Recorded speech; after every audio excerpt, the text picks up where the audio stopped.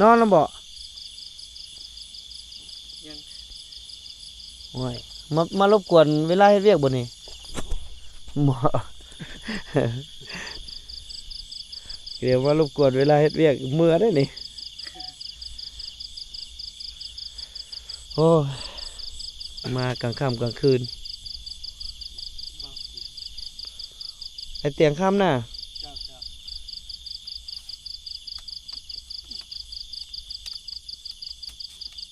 โอ้เพิ่นอยู่แบบสีนี่ยามกลางคืนนี่โอ้นอนรับแล้วบ่เฮ้ยโดยโอ้นอนก็นอนละโดยนอนรับแล้ว ไอขอโทษเด้อมารบกวนกลางคืนเด้อเป็นยังไง เพราะว่าตั้งแต่ลงคลิปไปแล้ว FC ก็ถามมาหลายเมียงจนนอนแล้วเนาะ โดย หลังจากอันพวกไอ้ายเมื่อแล้วมีคนมาอีกบ่ มี มีอยู่เนาะ แม่น เพิ่นมาซอยหยังแน่ มีแต่เด็กที่สองคนนั้นมามีผู้หญิงสองคนนั้น เออเพิ่นมาแต่ใส่เพิ่นบอกบ่ มาแต่ทางแบ่ง ทางแบ่งปู่บอกเฮานี่ แม่นละ อืมเดี๋ยวนี้แหละมีน้าบ่าวจะบอกเป็นทหารอยู่เสบังไฟ เจ้าแม่นละ เพิ่นโทรมาหาอ้าย เจ้า เพิ่นละว่าสิมาหา แต่ว่าพุ่นละจนอันนั้นพุ่นละเพิ่นจังมาหาเพิ่นสิโทรหาอยู่ดอกอืมอยู่กันจังไดเบิ่งให้ไอ้เบิ่งได้บ่อยู่กันจังไดนอนจังไดยังให้ FC เบิ่ง เชิญ ไปเปิดดูเปิดเบิ่งสิได้พาเดี๋ยวนอนแนวใดอ๋อแบบนั้นเลยบ่อุ้ยตก3 บาทนี่เอาอันนี้บ่อันที่กลางลมกลางฝนนี่โอ้ฟ้าก็เลื่อมอยู่มึกมากอยู่ยังเขาอีกด้วยไปเงียบเข้ามาใกล้ๆนะโอ้นอนแบบนี้เลยโอ้ รับมันแล้วโดยบางเทื่อคันลมแห้งมันสิพัด ตาปีจะกวบตีตรงนี้เนาะ นี่กวบไปแล้ว อืม ก็ฝนตกธรรมดาแหละบุพะ อืม ข้างทางตะเวนออก อืม ไรมากวบพี่ก็ใครแม่ แล้วเรามีอีกอย่างหนึ่งมี FC บรรดาไอ้ที่เป็นห่วงเจ้าหั่นแหละกับครอบครัวแหละอันเขาเจ้าว่าสิมาอยู่บ่สวนอยู่ปากซ่องผู้ภาคใต้พุ่นอันนี้เว้าตามความอันนั้นเลยเนาะเอ้ยว่าคันอยากไปเพิ่นก็สิอันสิจ้างค่ารถค่าล่างให้มีเฮือนอยู่มีอีหยังโอ้ยหลายบ่อนน่ะสวนนั่นน่ะรักษาก็มี อันนี้ก็แล้วแต่ความสมัครใจน้องแต่ว่าจุดที่เฮาเว้ากันฮะอายยังต้อนรับเจ้าเสมอ โดย ตามความคิดของเจ้านี่เฮ็ดจังไดอยากไปบ่หรือว่าอยากอยู่นำอ้าย อยู่แถวไกลนี่ก่อนเลยน้อง อยากอยู่แถวไกลเนาะ แม่นละ อันนี้คือคำตอบ เนาะ ตาเบิ่งเมียเบิ่ง อันนี้คือคำตอบเด้อพี่น้องเด้อคือก็ทุกคนก็เป็นฮู้ว่าทุกคนเป็นห่วงฮู้ว่าทุกคนอยากให้เฮานี่มีชีวิตที่ดีขึ้นเนาะแต่ว่าทางท่านเจ้าเมืองเพิ่นก็เห็นดีอันว่า ถ้าว่าอยู่นี่แล้วเพิ่นก็เห็นดีไปอยู่ดินอาหารแล้วเพิ่นสิหาเช้านุ่มหาหยังไปปัวแปลงซอยบ่เรื่องดินดอนตอนหญ้านะตัวนั้นน่ะเนาะก็น่าเป็นห่วงอยู่พี่น้องคือแบบนี้แหละอยู่เนาะคือแบบนี้เลยพาลูกพาเมียอยู่แบบนี้เลย ถ้าฝนพระเข้ามาด้านหน้านี่เรียบร้อยบ่ได้นอนแม่นบ่ แม่นเลยอาจจะเปียกเลยกับคุณพระ ปกติจะเฮ็ดไม้คานนี่ชักเข้าบนรถ อืมอันนี้ก็ปลุกให้ตอนเกิดลูกแล้วเราพาลูกมาอยู่นี่ซื่อๆได้นี่อืม เครื่อง มือละลูก ลูกนึงบ่มา มา เลย เดือนละ บ่ฮอด2 ทิศปลายแล้ว 2 ที่ปลาย เจ้าแม่นแล้ว ลูกก็ยังน้อยเลยนะมีแต่ว่า ถ้าเบิ่งมื้ออื่นไอ้มีเวลาแล้วไอ้สิมาหาแต่เจ้ารีบด่วนซะไปเบิ่งบ่อนนั้นว่าสิเฮ็ดแบบใดเนาะมื้ออื่นก็วันจันทร์เดี๋ยวสิประสานหาเพิ่น เจ้า ไปเบิ่งว่าเรื่องบ่อนสนะสนอนนี่แหละทางหลวงพ่อเพิ่นมีให้อยู่แล้วหลวงพ่อวัดบ้านโพนคำมาแหละเพิ่นก็มีให้ แล้วมีอายเอ้ยน้องเจ้าอยู่ท่าแขกเพิ่นก็ติดต่อมาหลายคอมเมนต์มาหลาย โดย โทรก็มีเพิ่นเว้าว่าเป็นหยังคือบอกกลับไปอยู่ท่าแขกอันนี้เว้าตามความจริงเลยให้เพิ่นฮู้เลยว่าย้อนหยังสาเหตุคันเพิ่นมารับในเมื่อบ่ บ่เมื่อพอในใดก็ยังยืนว่าอยากไปเฮ็ดเวียกเดี๋ยวนี้ฮะ อืม พอมีเงินมีข้ามเก็บ คันอยากไปเฮ็ดเวียกนี่บ่อนอันอ้ายว่านี่สิไปบ่ล่ะแต่ตอนนี้หันอยากอยู่นี่ก่อนสำซาลูกใหญ่เนาะ แม่นเลย ก็บ่เป็นหยังดอกดินดอนตอนนี้อ้ายก็ไปเบิ่งแล้วก็พอเฮ็ดหยังเนาะก็เฮ็ดก็มีเพิ่นก็น่าจะนี่ซอยนี่นั่นดอกคิดว่าอ้ายก็คิดหลายอย่างอยู่แต่ว่ามื้อหน้าจังร่วมกัน เจ้า วางแผนร่วมกันเนาะ ครับ ตัดสินใจว่าอยู่นำอ้ายเนาะอืมเครื่องนี่เอาเลยบ่มีเครื่องอยู่รถอยู่เอาลงมาไว้บ่เนาะเอาลงมาไว้เลยเนาะไปเอาอยู่รถอ้าย เลิกดื่มก็เอามาพี่น้องจักเฮ็ดอะไรย้านว่ามันจำเป็น บ่ไปแล้ว ไปรถอัตุย้านว่ามันจำเป็นสำหรับครอบครัวเฮาหั้นนะใส่ไปก่อนแนวใดก็ไปบวชระบัดที่อยู่ก่อนมื้ออื่นย้ายสิลงมาอีต้นจังหน่อยฝนตกฟ้าร้องอหยังไฟก็บ่มีข้าวน้ำซ้ำป่ายังอยู่ติ โดยยังอยู่ ข้าวยังอยู่เนาะ ยัง อาหารการกินได้พาลูกพาเมียกินไปสัง กินมี กินมีแน่ ไข่แม่น เพิ่นเอามาให้เนาะไข่ แม่นเลย ไข่ไอ้มาให้มันนั้นยังอยู่บ่ ยัง อืม ดังแจ๊กเลยไผ่ดัง ดังอยู่แถวใด ไผว่าดังทั้ง ทางหลังพุ่น แม่ น้ำ ทั้ง กิน หลัง เด้น้ำกินเด้เอามาแต่ใส่ น้ำ น้ำแต่งกินนะ น้ำแต่งกินมีแต่เอาอยู่ห้วยนะ สะอาดอยู่บ่ กับ่สะอาดปานใดละน้ำห้วยนะ เจ้าต้องขุดให้เป็นขุมให้มันซึมออก ขุดไก่พัง ขุดไกลห้วยไปตักเอาน้ำห้วยเลยอันตรายเด้ ขุดไก่พังแล้วมันซึมขึ้นเหรอ ลองแกะมึงนู่น สะอาดนะ อ่ะกระเทินอ่ะรบกวนน้องนุ่งยามนอนซะแกะมึงนู่นนี่บ่เตียงข้ามกับบ่ฮู้ว่ามีอีหยังแน่เนาะโอ้ยเพิ่นนอนแล้วนี่ไอ้น้อยนี่สู่ชีวิตพี่น้อง นี่ โอ้เครื่องไอ้น้อย บวกเนี่ย ไม่ไหม้เลยได้ผมมีของมือสองไรเพิ่นเอามาให้ แกะจี้เอาเลยจี้เอาจี้ แล้วละเห็นจำนั้นก็เดี๋ยวมื้ออื่นไอ้มาจังแกะเนาะมื้ออื่นไอ้มาแล้วไอ้จังจะแกะเบิกยังแพมเพิร์สนี่เนาะเด้แพมเพิร์สนี่น่าจะยังเริ่มได้ไซส์แล้วบ่ ยัง ยังเนาะมันยังน้อย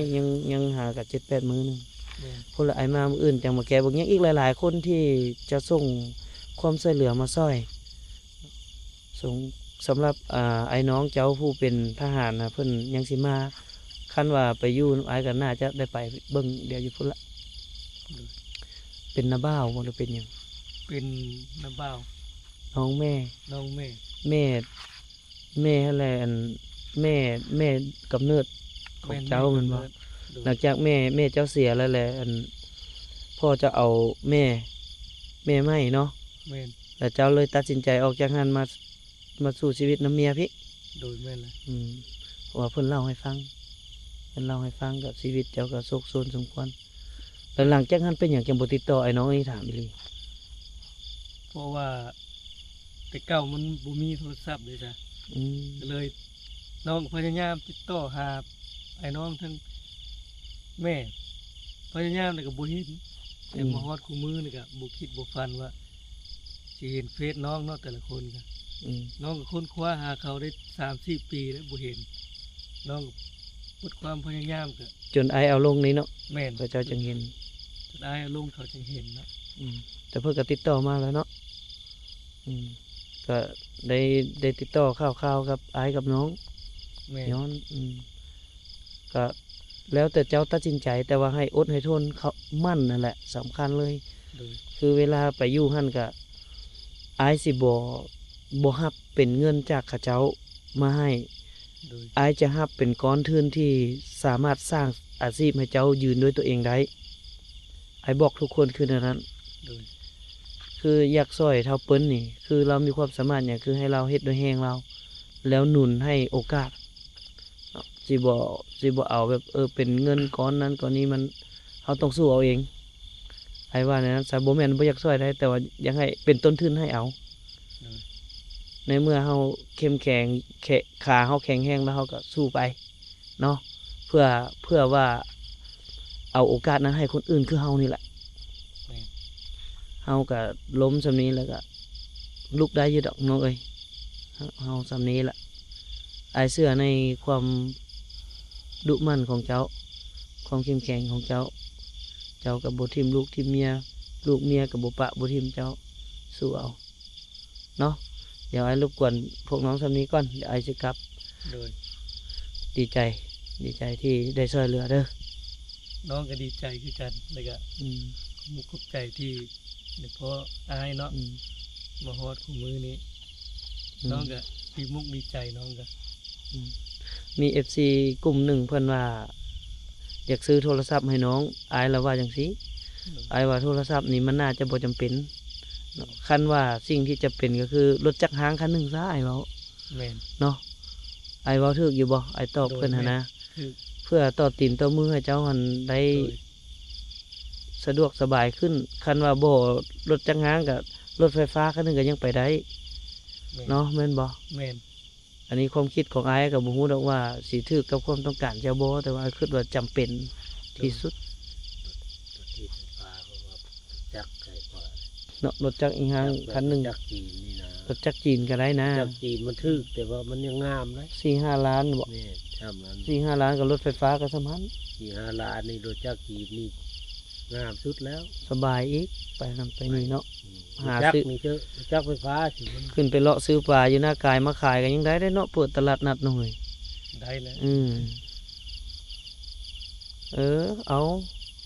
กับแบบสั้นแล้วพี่น้องถ้าท่านใดที่อยากมาให้โอกาสเพิ่นก็บ่แม่นว่ามาซอยเหลือค้ำสู้ไปเรื่อยๆดอกมาให้โอกาสช่วงเบื้องต้นที่น้องเพิ่นยัง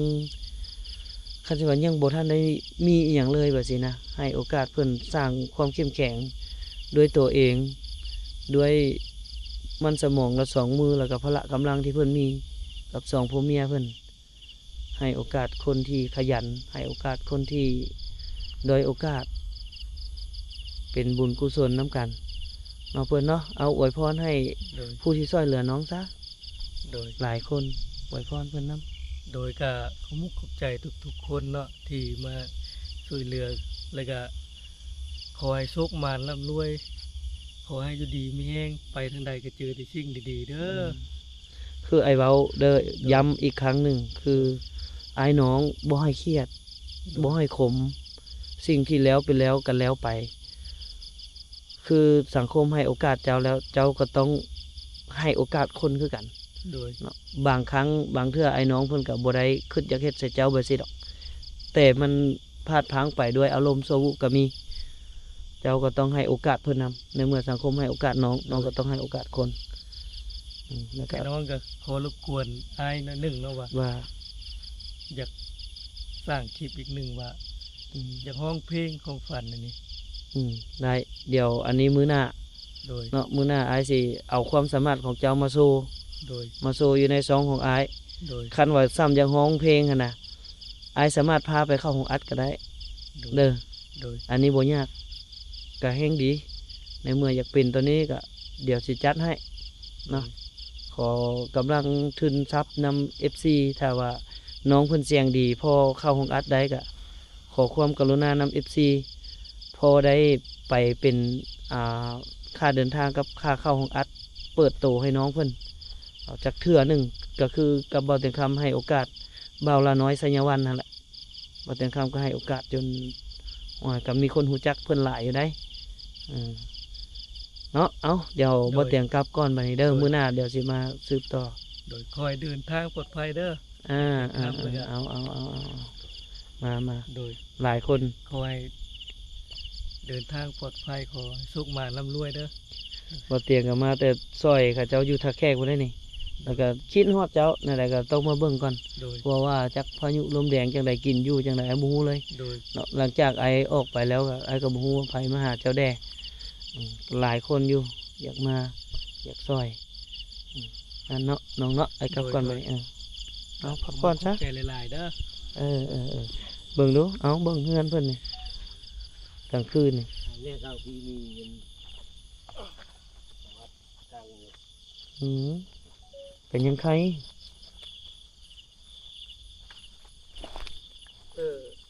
น้องผู้รบกวนเด้อโท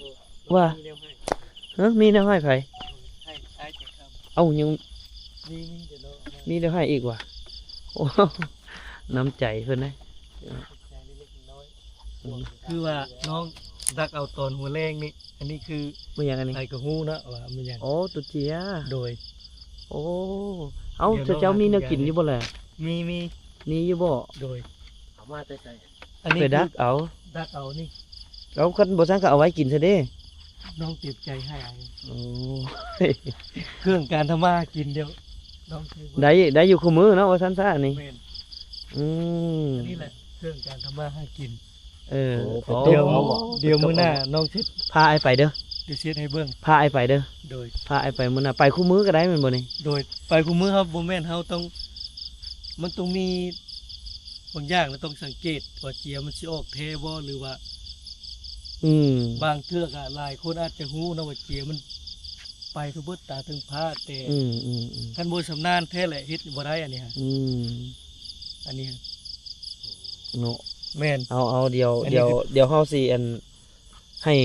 คันว่าสังเกตออกแล้วแหละเดี๋ยวไอมาติดต่อหาไอเด้อไอมาเฮ็ดคลิปแล้วแหละน้องต้องอธิบายให้ FC ฮู้ว่าอันมันเป็นลักษณะแบบนี้เฮาสังเกตเห็นเป็นอันนี้แล้วมันสิมีเจียออกบ่อีหยังอะนะ แม่น ให้คนได้มีความรู้นํเฮาบางคนเขาเจ้าบ่ฮู้เขาเจ้าก็อยากฮู้ได้ หลายคนอาจสิบ่ฮู้ดอก อืม ว่า เว้า เฮ็ดแน นะ วใด พูดนี่นี่จะเอาละลาบไปกลาง มา บางคนก็ มาน้ำไอเนาะ ละด้ไปกลาง มาน้ำไอเนาะ บางคนก็แต่อันนี้มันสิไวกว่าละด้านี่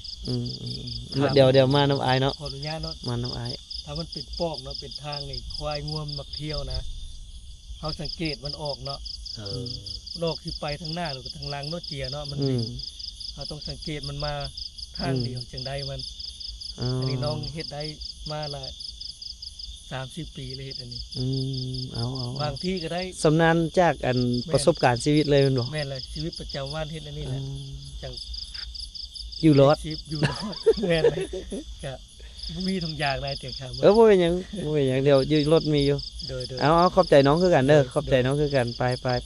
ถ้าทุกคนสิเห็นอะไรบ้านหน้าติดตามมาลด เนาะเดี๋ยวสิมาติดตามชีวิตของบ่าวเปิ้นสาวกวางโดยชีวิต FC ก็สิติดตามหลายขึ้นเลย โดย คัน FC ติดตามหลายก็เฮาก็เฮ็ดคลิปให้เฮาไปได้เลี้ยงชีพนํเนาะ แม่น เป็นการส่งเสริมเบาเปิ้นรายรับจากการเฮ็ดคลิปกะสิมาเลี้ยงดูปูเสื้อกันไปสิล่ะพี่น้องเอ้ยดีน้องเอ้ยไป ไปมือมันออกสุดนี่เทือกก็ได้58ตัวเทือกก็ โอ้ 40 ไม่ 50 ได้ขายย้อนเลยนี่ โอ้ โอ้เอาพี่น้องเดี๋ยวเฮากลับก่อนพี่น้องเอ้ยเอาไว้โอกาสหน้าเดี๋ยวบ่แต่คำจะมาติดตามวิถีชีวิตหรือว่าชีวิตการประอยู่ของเบาเปิ้นเสากวางใหม่เนาะเสาหน้าก่อนสำหรับอีพีนี้เดี๋ยวบ่แต่คำขอโตสำนี้ก่อนเด้อพี่น้องเด้อเอาไว้โอกาสหน้าพอกันสบายดี